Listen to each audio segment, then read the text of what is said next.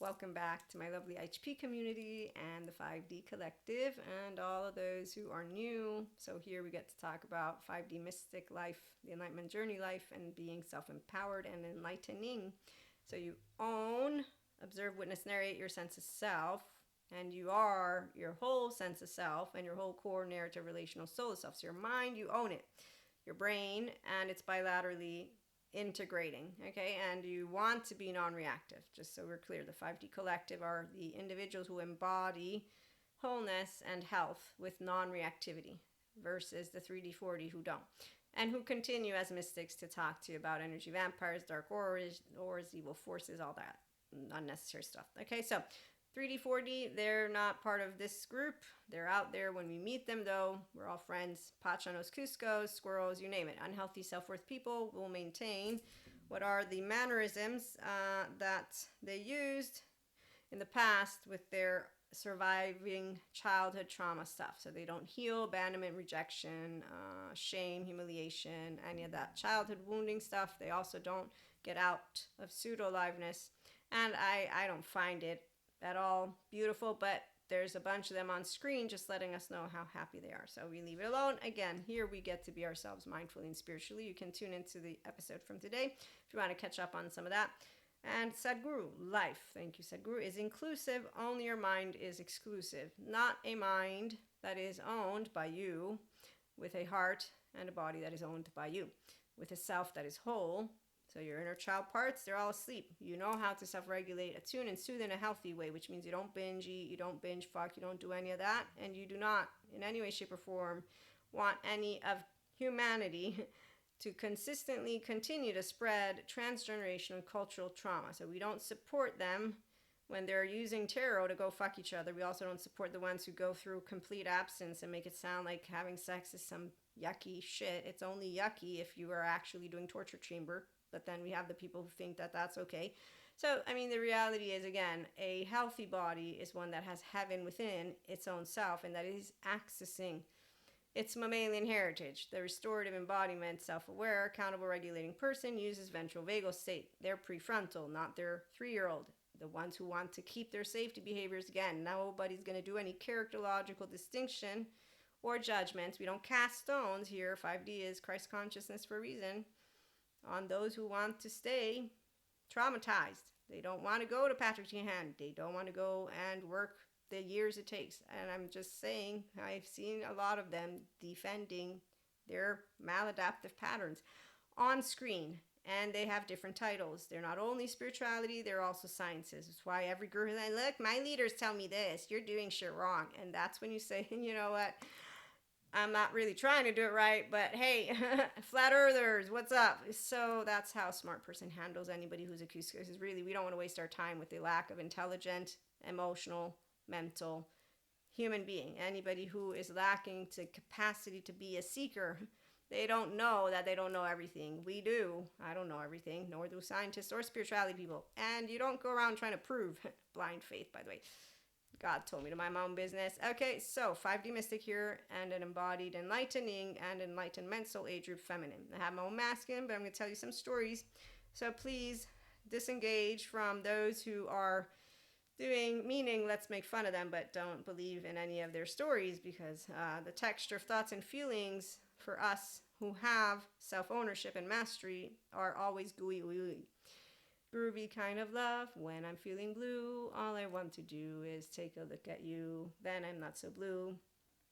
I love to love, and my baby, he loves to dance. Yes, he loves to dance. He has to love to dance because he needs to woo me. And I'm not kidding right now, but to the right songs. I don't want no shitty songs. So it has to be happy songs. Otherwise, they're, and good beats, a good beat.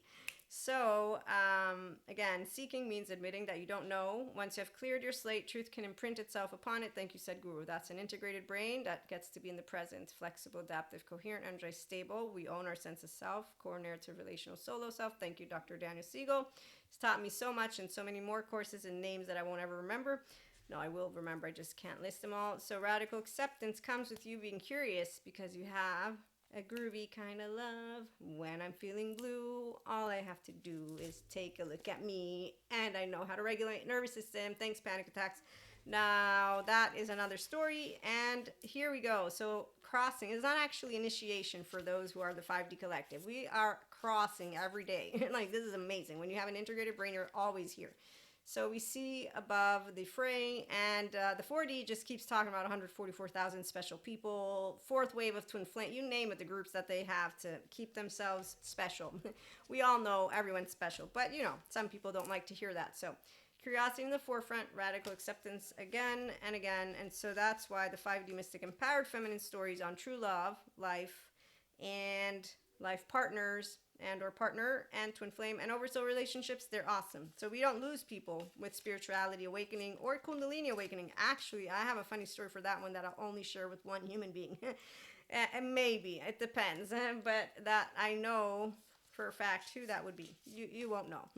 And I shouldn't say one, because you never know. I might change my mind. Personality.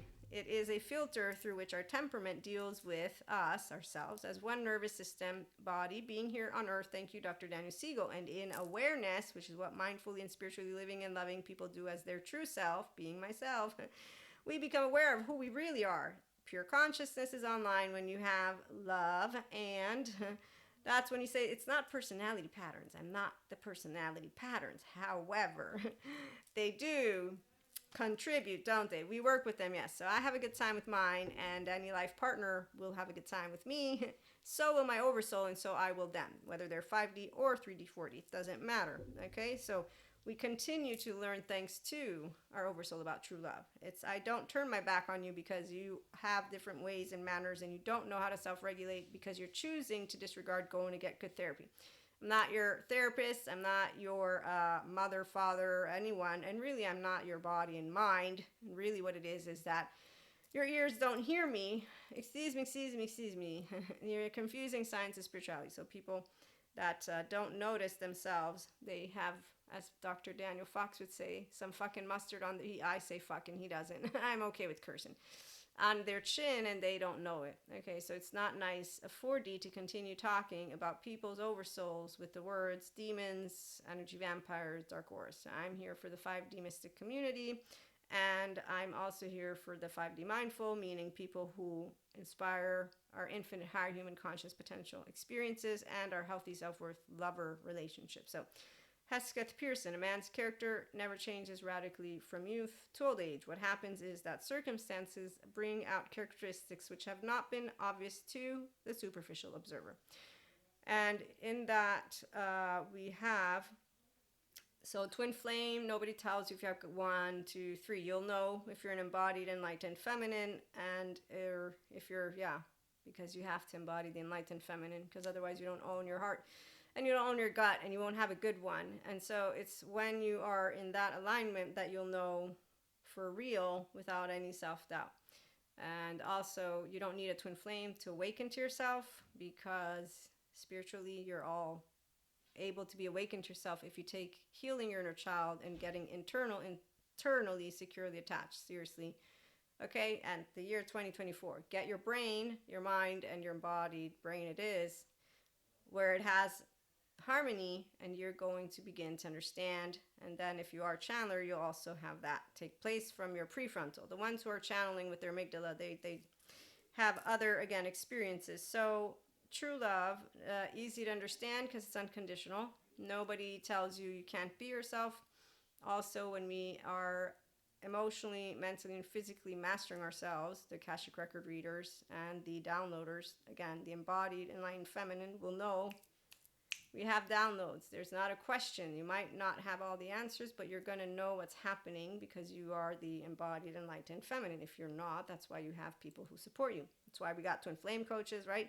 Spirituality coaches. So I support people too that want that for your spiritual journey. I just don't tell you that you have to take certain steps. I try to help you understand that your embodied feminine is going to completely be yours when your body is completely yours with your mind. You can use your insula, which means that you do not want to be reactive. You want to stay adaptive child. You don't want your embodied enlightened feminine. You want the distorted one that we see all over the place with all those other people, the masculines. So people who remain half a brain, they only use their left. When they're channeling, they don't have the complete self-awareness, accountability, and regulation that allows them to connect to pure consciousness and pure energy, Purusha Prakriti. So that alignment involves your inner health, functional adult is how I'm going to bring it to you. And so true love, again, it lasts forever. It's not hard. Life partners last forever. Not hard again. And twin flames and our oversoul relationships, not hard. We expand them. We're able to rework them. And so 3D, 4D, 5D, all friends. Nobody is sucking energy out of anybody, and so on and so forth. And as for the saga that you've heard about the twin flames, well, that's for another time. For right now, what I wanted to allow you to understand from the explanations and little stories is that if you're feminine, you don't get lost and you don't lose people. You grow more people, and because you have healthy self-worth, you know exactly how to talk to anybody. You've heard plenty of stories about that one. And so being yourself and the true essence of love and life that we all can embody as human beings and souls, one and in the same, really, even though the human being body has to be open to allowing yourself to be in the state of love. That's why internal secure attachment, your 0-1-year-old, number one.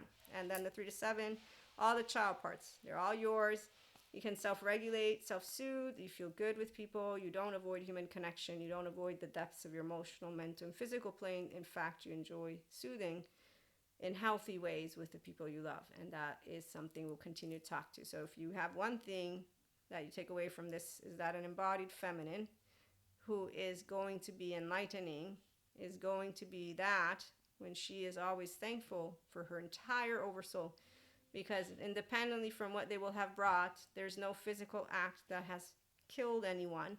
And so therefore, mentally and emotionally, you have been able to learn how to be the master of your mind, which is why your mind, your heart, your body is all inclusive, because I know how to be in my present.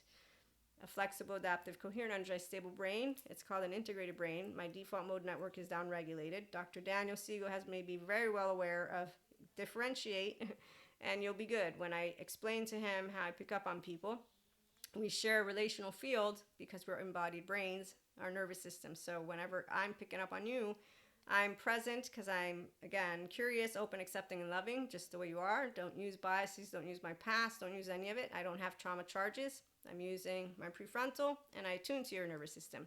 And like a guitar string, we resonate, and I'll know how I was feeling. So if I feel anything off, I recalibrate and differentiate. I link, and then I connect to you as a differentiated self, as Dr. Daniel Siegel would call it. It's a mui. And then I resonate with you if you have a good time with me. If, on the other hand, you don't, well, no, this is the part. I'm in the Enlightenment Soul Age group, not the other one. So once you are here and you're really what it is, if you don't believe in those soul age groups, it's a restorative embodiment. Self-aware, accountable, regulating person. I'm non-reactive. Look at Pacha and Cusco, and that's it. So I will always resonate. And I learn better and better how to speak correctly or how not to speak to the adaptive child. So I'm trusting. And whether you're trusting or not, that's a different story. But I'm trusting because we're expanding together. So you can thank, again, your oversoul.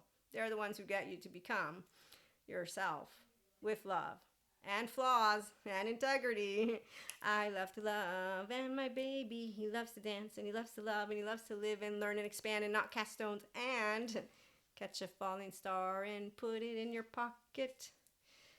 Never let it fade away. I need to read that. That's the song. We're going to be channeling that one a little bit tomorrow because it keeps coming, and it is just the most sweetest of songs that I think is adorable. I didn't even know of it. Catch a falling star and put it in your pocket. Save it for a rainy day. For love may come and tap you on the shoulder. Some starless night. What are you going to do? What? Oh, it's dark. It's dark outside. Just in case you feel you want to hold her, him, they. You'll have a pocket of starlight. That'll be fun. And there's more to the song. So again, we'll be back with more channeled guidance and food for thought from this lovely, if you find it lovely, I love lovely. But from me to you, I find every day lovely because I get to breathe.